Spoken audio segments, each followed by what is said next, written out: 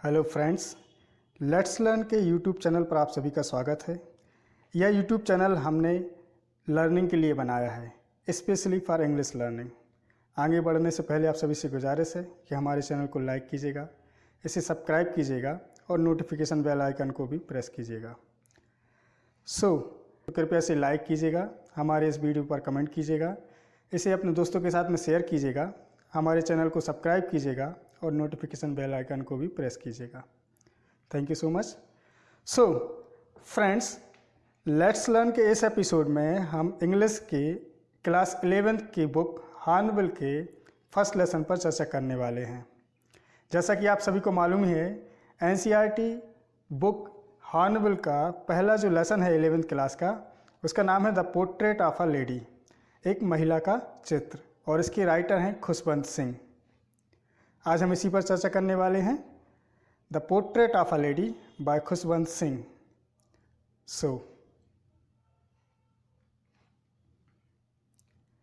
The portrait of a lady is the story of the author. यह जो कहानी है पोर्ट्रेट ऑफ लेडी, यह कहानीकार की कहानी है। He describes his relationship with his grand mother over the years. इसमें वह दादी के साथ अपने रिश्ते पर बचपन से लेके यानी कई वर्षों तक जो उसके अपनी दादी से जो संबंध रहे उनका उल्लेख करता है। He pens down her daily activities and how she involve as a character as time passed by. इसमें वह अपनी डेली एक्टिविटीज़ को नोट डाउन करते हैं, लिखते हैं, जिसमें वह बताते हैं कि उनका जो कैरेक्टर था दादी का, वह किस तरह से समय के साथ साथ उनके साथ में जुड़ा हुआ था। ही explains her appearance which helps create an image in the readers mind. इसमें जो वो चित्र अंकित करते हैं, एक पोर्ट्रेट बनाते हैं अपनी दादी का, वह हमें दिखाता है कि उनके लेखक के दिमाग में उनकी किस तरह से छवि थी। Let's start. My grand mother like everybody's grand mother. मेरी दादी सभी की दादियों की तरह वाज एन ओल्ड वुमेन, एक बूढ़ी औरत थी। She had been old and wrinkled for the 20 years that I had known her.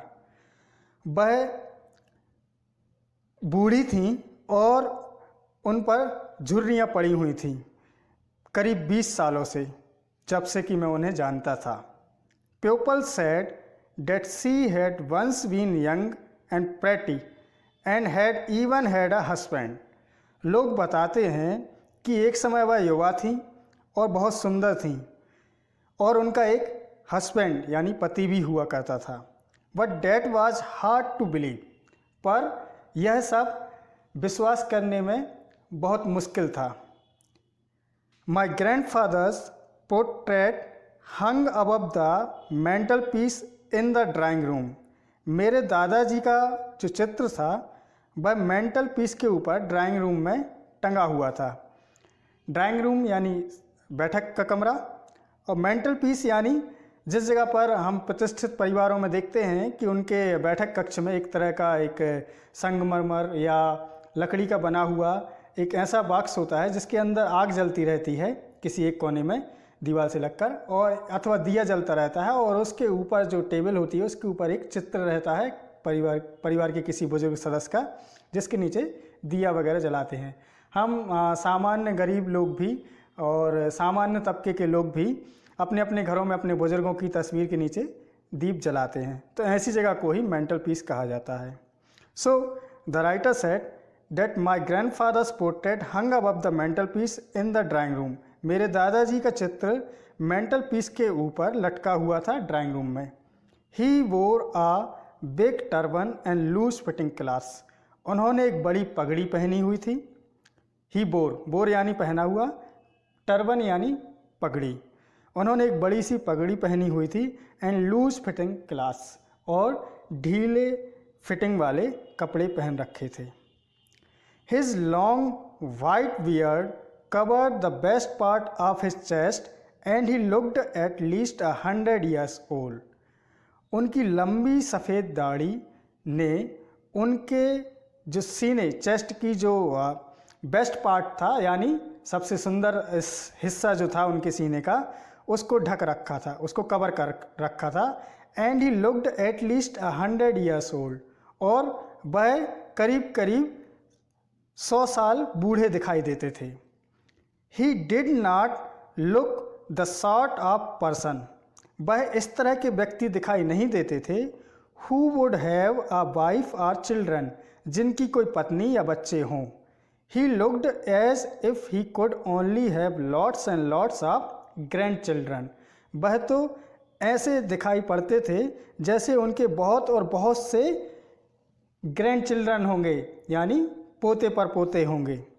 As for my grandmother being young and pretty the thought was almost revolting, साथ ही मेरी जो दादी का युवा और सुंदर होना भी, यह विचार भी मुझे पूरी तरह से रिवोल्टिंग कहता था। रिवोल्टिंग यानी विचारों में द्वंद्व पैदा करना, यानी टकराना, टकराव होना। जब हमारे विचारों में टकराव होता है तो हम उसे रिवोल्टिंग बोलते हैं।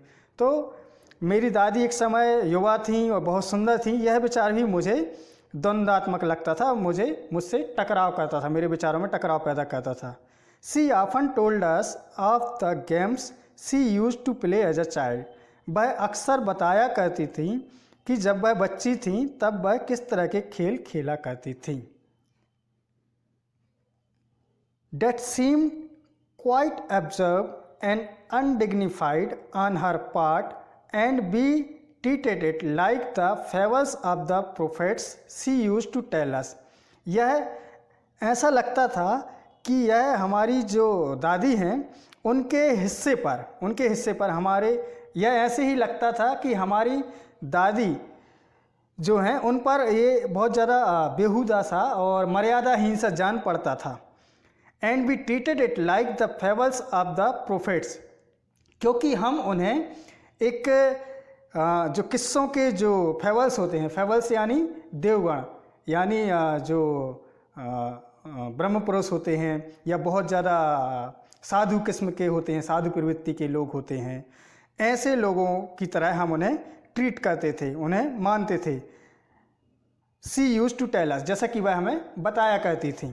तो यहाँ लेखक का जो तात्पर्य है वह यह है कि अक्सर हमारी दादी अपने बचपन में खेले गए खेलों के बारे में बताती थी जो उन पर ऐसे मर्यादाहीन से और बेढंगे से और क्या कहना चाहिए बेहूदे से जान पड़ते थे, क्योंकि हम उन्हें किस्सों की तरह, देवगण की तरह माना करते थे, जैसा कि उन्होंने हमें बताया था।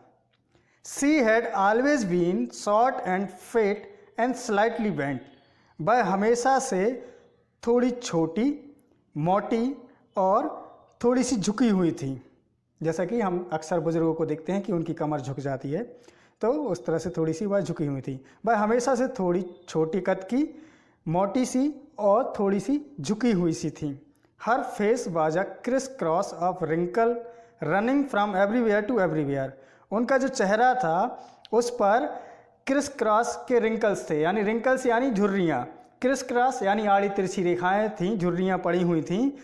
Running from everywhere to everywhere, जो कहीं से भी शुरू होकर कहीं तक भी ख़त्म नहीं होती थीं, यानी उनके चेहरे पर झुर्रियाँ ही झुर्रियाँ पड़ चुकी थी।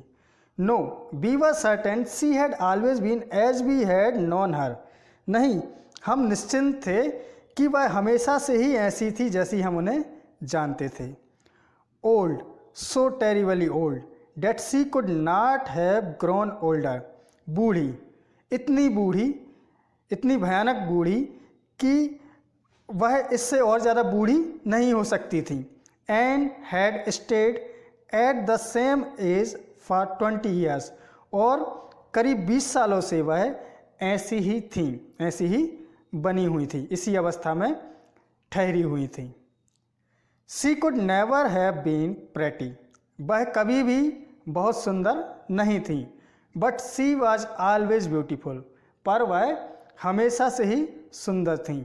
She hovered about the house in spotless white with one hand resting on her best to balance her stoop and the other telling the beads of her rosary.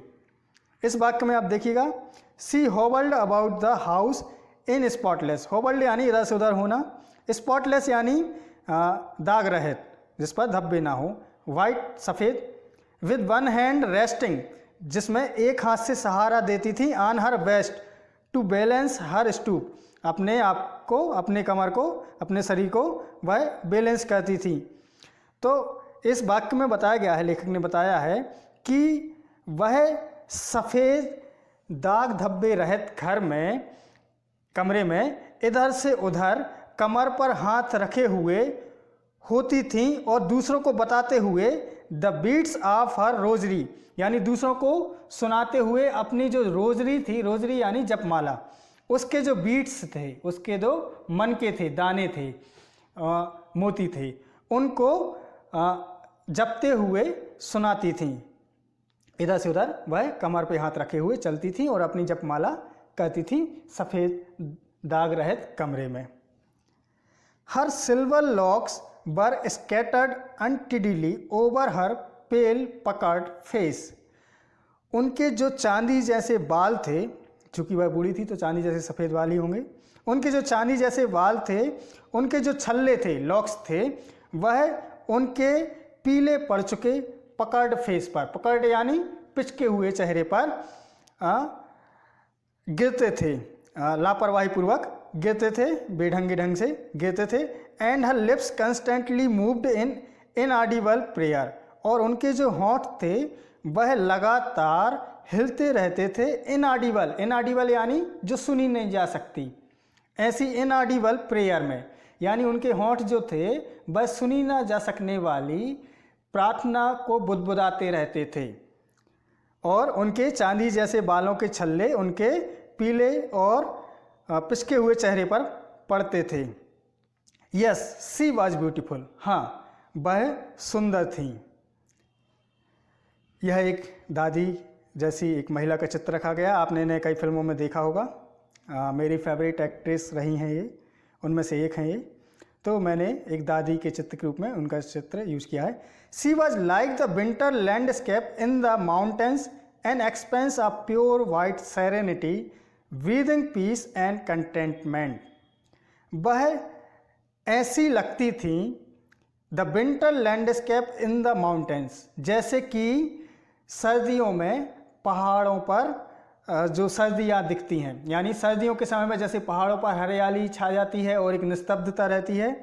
N expanse of pure white serenity breathing peace and contentment, यानी सर्दियों के मौसम में पहाड़ों की चोटियों पर फैली हुई पवित्रता, सफ़ेद और शांत ब्रीदिंग, श्वास जो कि शांत और कंटेनमेंट से भरी होती है। कंटेनमेंट यानी संतुष्टिदायक या संतोषप्रद।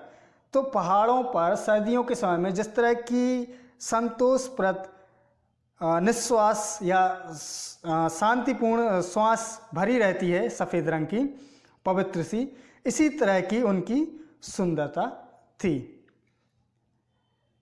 माई grandmother and I were good friends, मेरी दादी माँ और मैं अच्छे दोस्त थे। My parents left me with her when they went to live in the city and we were constantly together, मेरे जो पेरेंट्स थे, मेरे माता पिता जो थे, वह मुझे छोड़ गए उनके साथ जब वह एक शहर में रहने के लिए गए। लिव इन द सिटी, जब वे गए कहाँ पर, एक शहर में रहने के लिए। And we were constantly together, और हम लगातार साथ रहे। कौन? जो लेखक है और उसकी दादी। She used to wake me up in the morning, वह मुझे सुबह को जगाया करती थी। And get me ready for school, और मुझे स्कूल के लिए तैयार करती थी। She said her morning prayer in a monotonous sing song, वह कहती थी या गाती थी, वह कहती थी हर मॉर्निंग प्रेयर, यानी वह सुबह की प्रार्थना गाती थी। इन अ मोनोटोनस, मोनोटोनस यानी नीरस, जिसमें एक ही लय होती है। सिंग सॉन्ग, जिसमें लयबद्धता रहती है। तो मेरी दादी सुबह की प्रार्थना गाया करती थी। while she bathed and dressed me in the hope जबकि वह मुझे नहलाती थी और ड्रेस करती थी यानी कपड़े पहनाती थी। इन द होप, इस उम्मीद में, that I would listen and get to know it by heart, इस उम्मीद में कि मैं इसे सुनूंगा और इसे दिल से समझूंगा। तो मेरी दादी माँ जो थी बस सुबह की प्रार्थना गाया करती थी एक नीरस से लयबद्ध स्वर में, जब मुझे वह नहलाती थी और ड्रेसअप करती थी, इस उम्मीद में कि मैं इसे सुनूंगा और इसे अपने दिल से अपनाऊंगा या इसे दिल से ऑब्जर्व करूंगा, इसे लूँगा, समझूंगा। आई लिसन, मैं इसे सुनता था। Because I loved her voice, क्योंकि मुझे उनकी आवाज़ से प्यार था। But never bother to learn it, पर मैंने इसे जानने की कभी भी जहमत नहीं उठाई, जानने समझने की जहमत नहीं उठाई।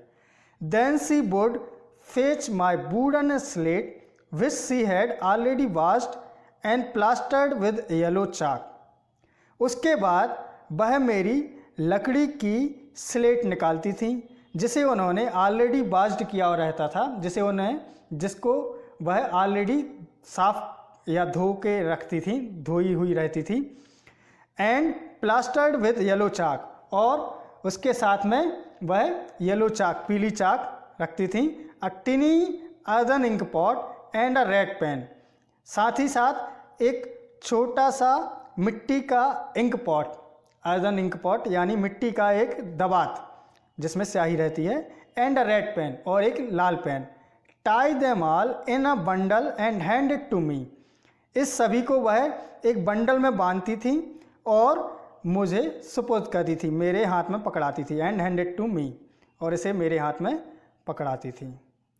After a breakfast of a thick stale chapati with a little butter and sugar spread on it, नाश्ते के बाद जिसमें मोटी और जर्जर चपातियाँ हुआ करती थी, रोटियाँ हुआ करती थी, विद अ लिटिल बटर, जिसमें थोड़ा सा मक्खन, and sugar spread on it, यानी जिस पे मोटी जर्जर सी रोटियाँ जिन पर मक्खन और शक्कर फैला दी गई होती थी, उसका नाश्ता करने के बाद वी वेंट टू स्कूल, हम स्कूल जाते थे। She carried several stale chapatis with her for the village dogs, वह गांव के कुत्तों के लिए कुछ जर्जर हुई बासी चपातियों को भी अपने साथ में रख लेती थी। My grandmother always went to school with me, मेरी दादी माँ हमेशा मेरे साथ स्कूल जाती थी। Because the school was attach to the temple, क्योंकि स्कूल मंदिर से लगा हुआ था, जुड़ा हुआ था। The priest taught us the alphabet and morning prayer, जो पुजारी थे वह हमें वर्णमाला और सुबह की प्रार्थना सिखाते थे। While the children sat in rows on either side of the veranda singing the alphabet or the prayer in a chorus, उस दौरान जबकि बच्चे लाइनों से क्रमबद्ध एक दूसरे के सामने बैठ जाते थे बरामदा में और गाते थे वर्णमाला या फिर सुबह की प्रार्थना को कोरस में मिलकर एक लाइन में गाते थे।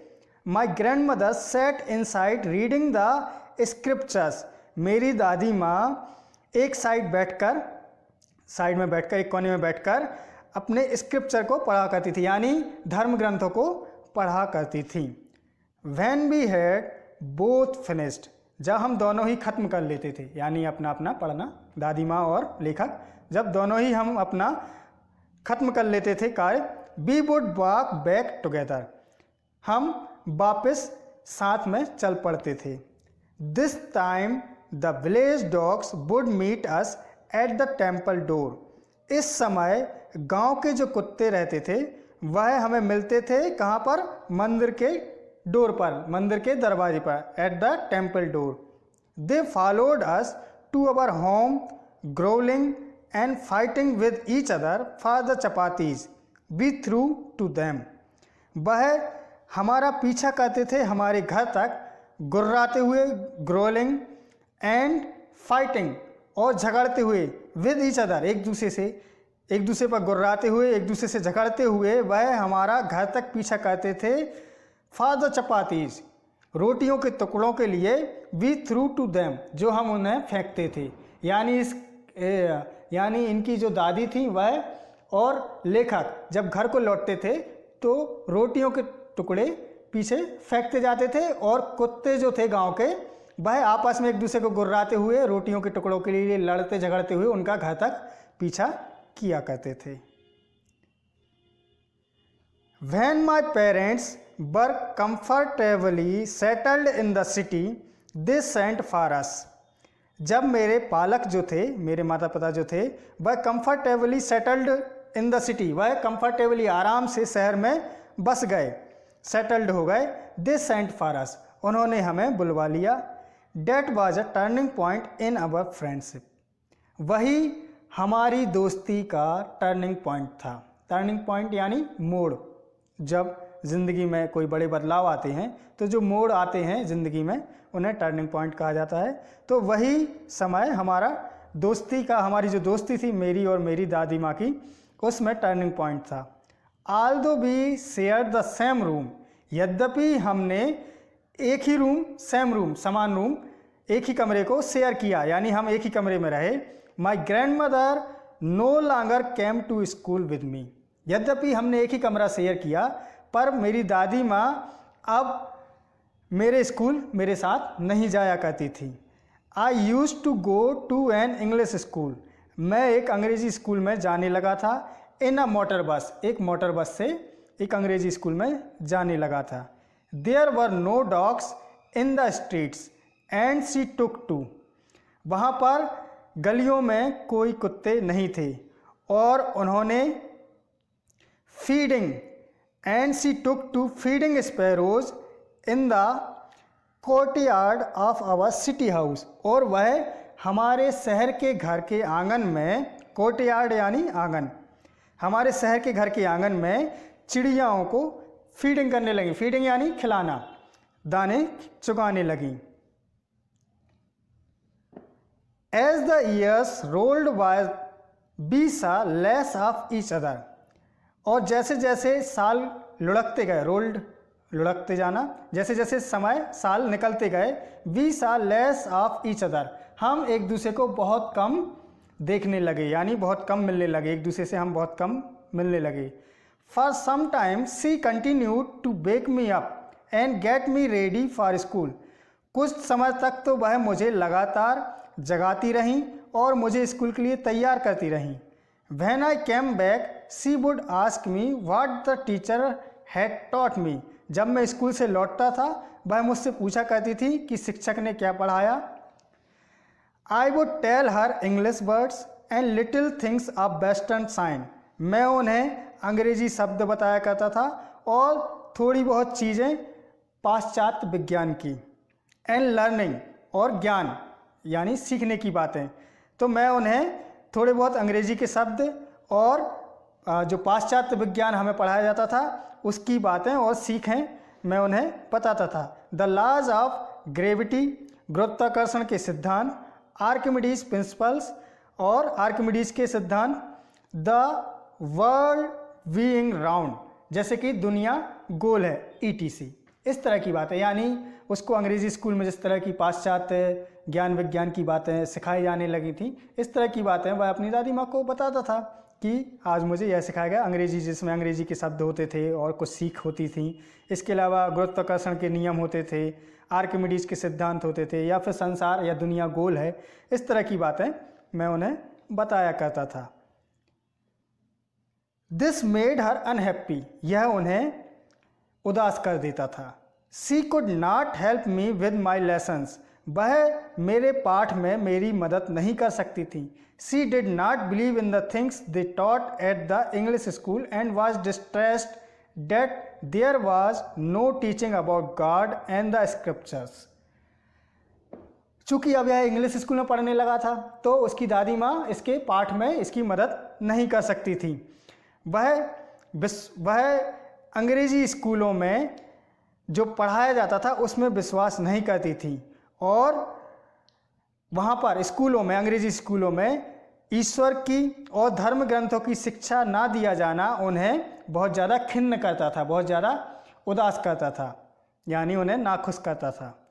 One day I announced that we were being given music lessons. एक दिन मैंने घोषणा की कि हमें स्कूल में म्यूजिक के पाठ पढ़ाए जाएंगे, यानी संगीत की शिक्षा दी जाएगी। शी वॉज वेरी डिस्टर्ब, वह बहुत ज़्यादा डिस्टर्ब हो गई, यानी उदास हो गई, खिन्न हो गई। To her music had lewd association, उनके लिए संगीत ल्यूड एसोसिएशन की तरह था। ल्यूड एसोसिएशन यानी ल्यूड यानी होता है जो आवारा किस्म के लोग होते हैं, यानी जो ठरकी लोग होते हैं, ऐसे लोगों का संगठन। तो उनके लिए संगीत ठरकियों की मंडली हुआ करता था, यानी संगीत में ठरकियों की मंडली ही हिस्सा लेती थी, जो लापरवाह किस्म के और थोड़े से असभ्य किस्म के लोग रहते हैं। It was the monopoly of harlots and beggars, यह जो है संगीत जो है इस पर एकाधिकार, मोनोपाली यानी एकाधिकार, ऑफ हार्लोट्स, हार्लोट्स यानी बेश्याओं, एंड बेगर्स भिखारियों। तो मेरी दादी माँ के लिए संगीत जो था वह ठरकियों की मंडली हुआ करता था, जिस पर बेश्याओं और भिखारियों का एकाधिकार था। And not meant for gentle folk, और हम जैसे जेंटल फोक यानी प्रतिष्ठित परिजनों के लिए, प्रतिष्ठित लोगों के लिए, संभ्रांत लोगों के लिए इसका कोई मतलब नहीं था, संगीत का कोई मतलब नहीं था। आप सभी और हम सभी ने कई पुरानी फिल्में देखी हैं जिसमें जो संगीत है वह हम देखते हैं फिल्मों में कि तवायफों के कोठे हुआ करते थे, उन पर नृत्य संगीत चलता रहता था। तो शायद जो लेखक पंजाब के हैं, और अब तो ये लेखक भी गुजर चुके हैं पिछले सालों में, करीब 1-2 साल पहले। तो जब वो बच्चे थे और जब उनकी दादी हुआ करती थी, उस समय हो सकता है कि यही तवायफ के कोठे वगैरह का चलन होगा, इसीलिए उनकी ऐसी मानसिकता हुई। आज संगीत बहुत स्तरीय हो चुका है और अच्छे अच्छे लोग, संभ्रांत परिवारों के लोग इसमें रुचि लेते हैं। तो उस समय ऐसा शायद सोच रही होगी कुछ लोगों की। तो उनकी दादी की जो सोच थी वह यह थी कि संगीत जो है वह ठरकियों की मंडली के लिए होता है और इस पर वेश्याओं और भिखारियों का एकाधिकार रहता है, और हम जैसे और जो संभ्रांत परिवारों के लोग होते हैं उनके लिए यह बेमतलब का है। शी सेड नथिंग, उन्होंने कुछ नहीं कहा। But her silence mean disapproval, उन्होंने कुछ कहा नहीं, पर उनकी खामोशी का मतलब उनकी असंतुष्टि था, यानी वैसे संतुष्ट नहीं थी, उनकी असहमति का परिचायक था उनकी खामोशी। She rarely talk to me after that, इसके बाद उन्होंने मुझसे कभी ही बात की। रेयरली यानी कभी कभार। तो इसके बाद, इस घटना के बाद से उन्होंने मुझसे कभी कभार ही बात की।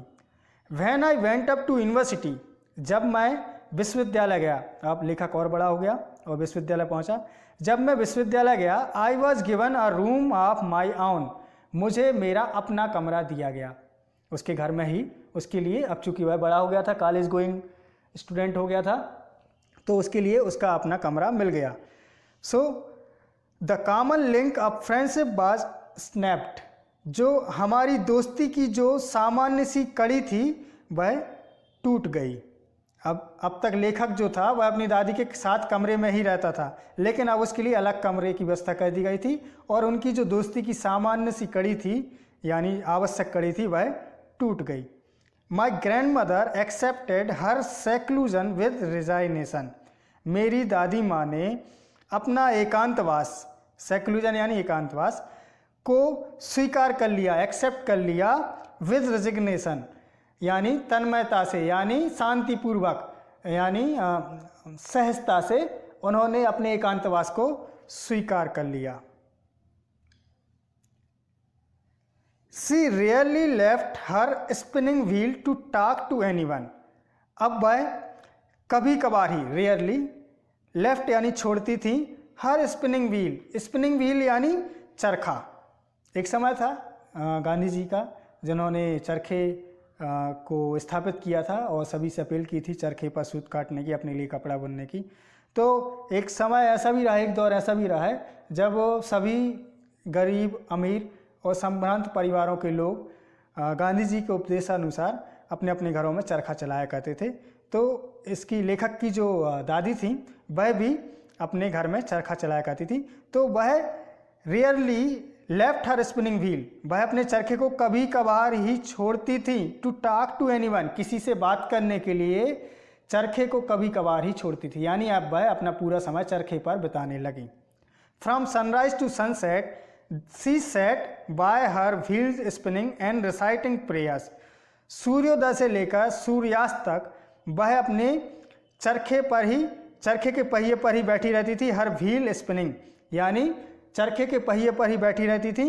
एंड रिसाइटिंग प्रेयर्स, और अपनी प्रार्थना को रिसाइट करती रहती थी, दोहराती रहती थी, बार बार गुनगुनाती रहती थी। Only in the afternoon she relaxed for a while to feed the sparrows.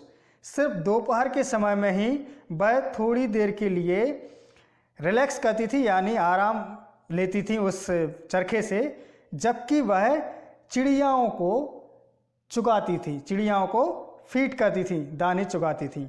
While she sat in the veranda breaking the bread into little bits, जबकि वह बरामदे में बैठकर रोटियों के छोटे छोटे टुकड़े तोड़ा करती थी।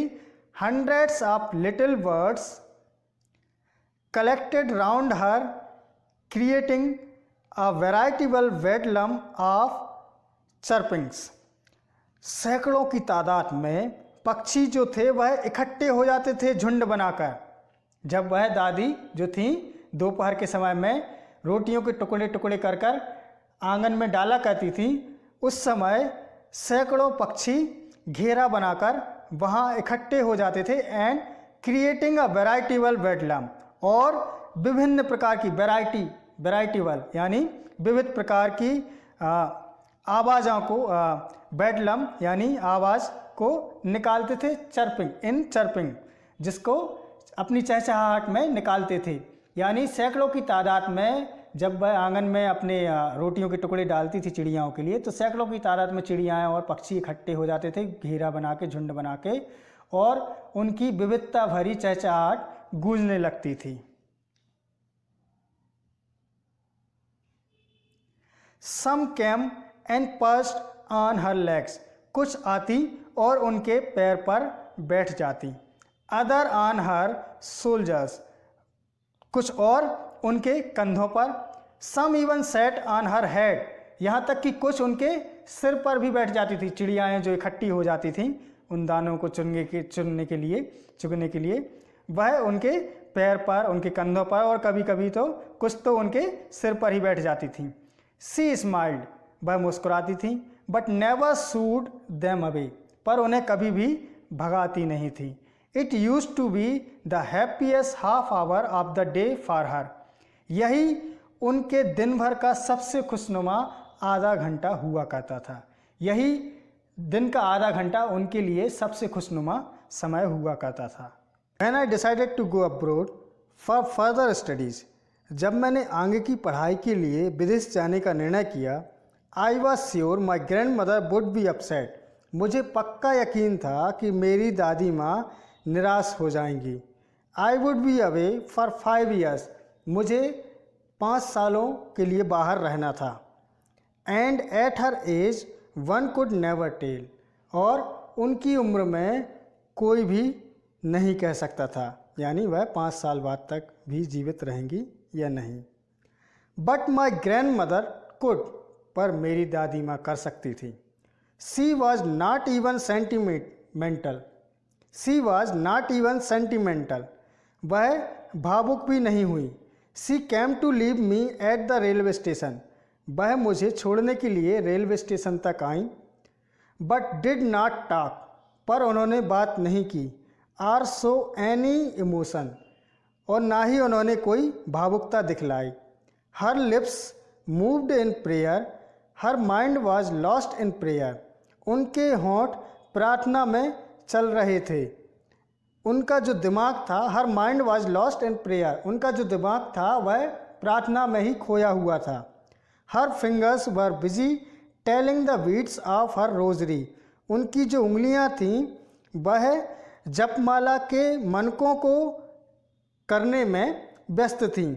Silently she kissed my forehead, खामोशी से उन्होंने मेरे माथे को चूमा। And when I left I cherish the moist imprint as perhaps the last sign of physical contact between us. और जब मैं निकलने लगा तो मैंने उनकी जो छाया थी उसको इस तरह से महसूस किया, उनका जो सुखद जो छाया था, प्रीति छाया थी, उसको इस तरह से महसूस किया उनसे गले लगते समय कि शायद यह आखिरी साइन है, आखिरी निशान है उनका और मेरा फिजिकल कांटेक्ट का, यानी हमारे जो भौतिक शारीरिक संपर्क का जो क्षण है यह शायद अंतिम क्षण हो। इस तरह से मैंने अपने आप में महसूस किया। But that was not so, पर ऐसा नहीं था। After 5 years I came back home. 5 साल बाद मैं अपने घर वापस आया। And was met by her at the station, और उनसे रेलवे स्टेशन पर मिला, यानी जब वह विदेश से लौटा तो स्टेशन पर उसकी दादी उसे लेने आई हुई थी। She did not look a day older, वह एक दिन भी बूढ़ी नहीं लग रही थी। She still had no time for words, उनके पास अब भी शब्दों के लिए कोई समय नहीं था। And while she clasped me in her arms I could hear her reciting her prayers, और जब उन्होंने मुझे अपने अंक में लिया, यानी अपने गले से सीने से लगाया, अपनी बाहों में भरा, मैं सुन सकता था उनकी प्रेयर को दोहराते हुए, उनकी जो प्रार्थना का जो दोहरा था उसको मैं सुन सकता था जब उन्होंने मुझे अपनी बाहों में भरा। वह लंबे समय तक चिड़ियाओं को खिलाती रहीं।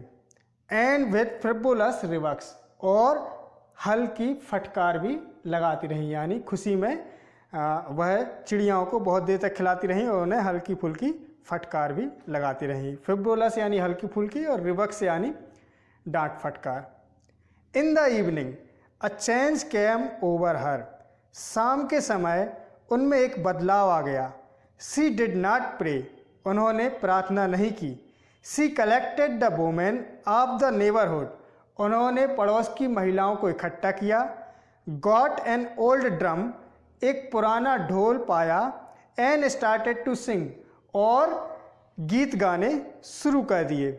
जिस तरह से हम सभी देखते हैं कि महिलाएं इकट्ठी होकर भजन वगैरह गाती हैं, इस तरह से उन्होंने गीत गाना शुरू कर दिया पड़ोस की महिलाओं को इकट्ठा करके। For several hours she thumped the sagging skin of the dilapidated drum and sang of the homecoming of barriers, कई घंटों तक वह जर्जर पुराने से ढोल के ढीली पड़ चुकी खाल पर हथेलियाँ मारती रहीं। थंप यानी हथेलियाँ मारना, पीटना, हथेलियाँ पीटती रहीं। And sang of the homecoming of barriers, और युद्ध से वापस लौटे हुए सैनिकों की प्रशंसा में जो गीत गाए जाते हैं, इस तरह के गीत वह गाती रहीं। We had to persuade her to stop to avoid overstraining, हमें उन्हें परसुएड करना पड़ा, यानी मनाना पड़ा। परसुएड यानी मनाना। परसुएड हर टू स्टॉप, की रुकने के लिए, टू अवॉइड ओवर स्ट्रेनिंग, की अधिक श्रम साध्य करने से रोकने के लिए हमें उन्हें मनाना पड़ा। That was the first time since I had known her that she did not pray. यह वह पहला अवसर था जब से मैं उन्हें जानता था कि उन्होंने प्रार्थना नहीं की। यह वह पहला अवसर था जबकि उन्होंने प्रार्थना नहीं की थी। The next morning she was taken ill. अगली सुबह वह बीमार पड़ गई। It was a mild fever and the doctor told us that it would go. यह हल्का बुखार था और डॉक्टर ने हमसे कहा कि अब वह नहीं रहेंगी। But my grandmother thought differently, पर मेरी जो दादी थी वह अलग तरह से सोचती थी। She told us that her end was near, उन्होंने हमसे कहा कि उनका अंत अब निकट है।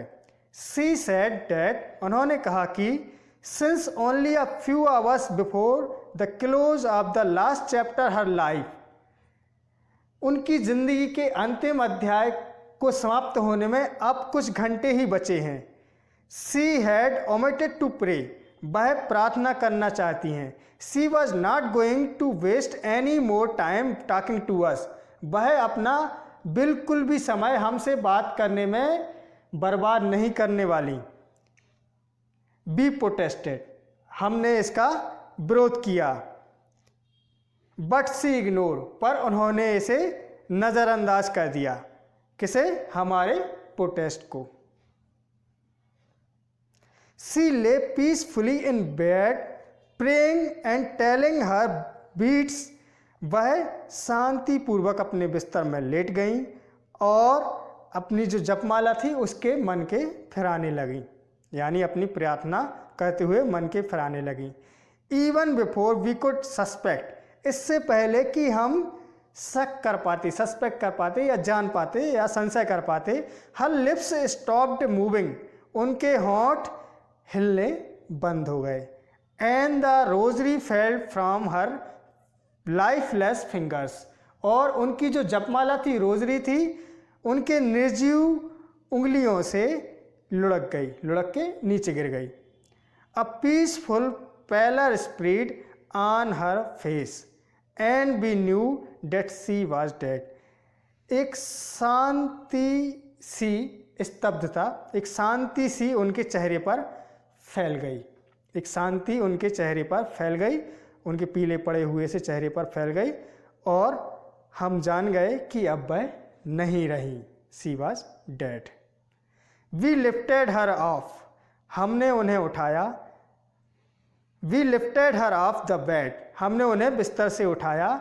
And as is customary laid her on the ground, हमने उन्हें बिस्तर से उठाया और प्रथानुसार उन्हें जमीन पर लिटाया।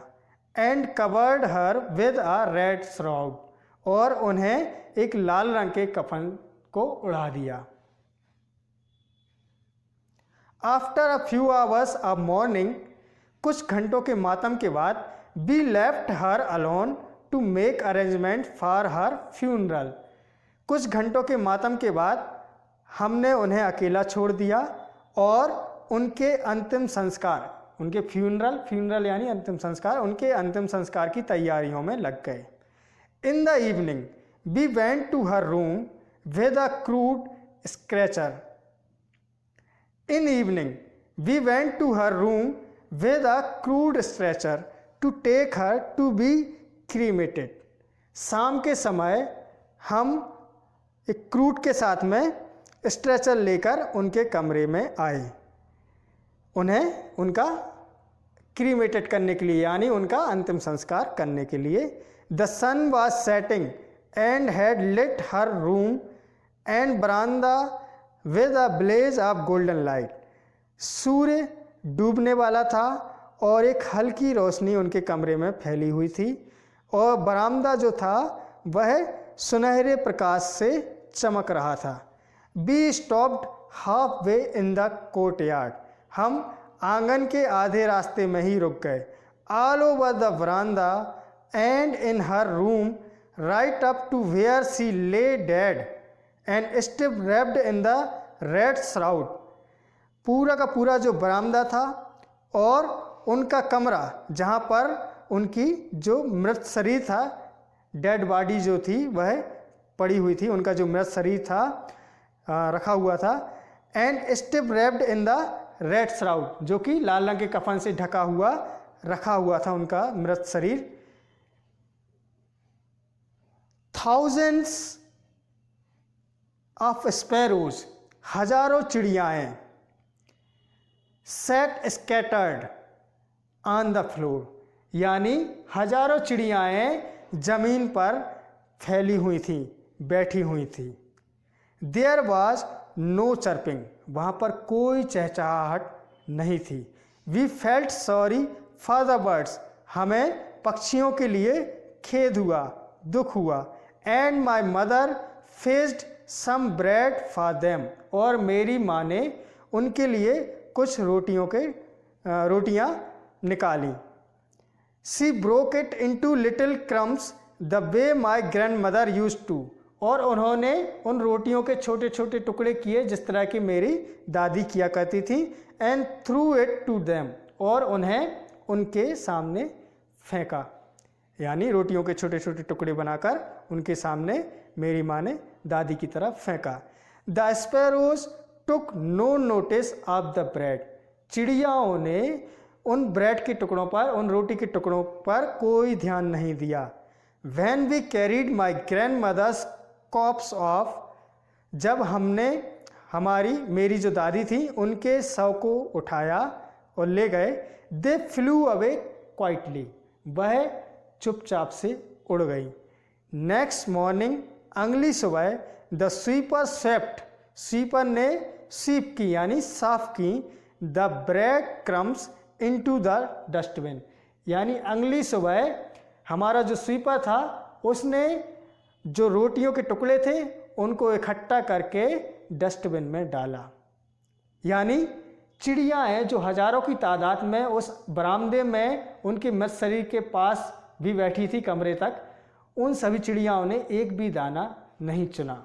यानी वह वहाँ पर किसी दाने चुगने के लिए नहीं आई थी, बल्कि उनके लिए अपनी अंतिम विदाई देने के लिए आई थी। तो इस तरह से यह जो हमारा लेसन था the portrait of the lady, यह ख़त्म होता है और उम्मीद है आपको यह पसंद आया होगा।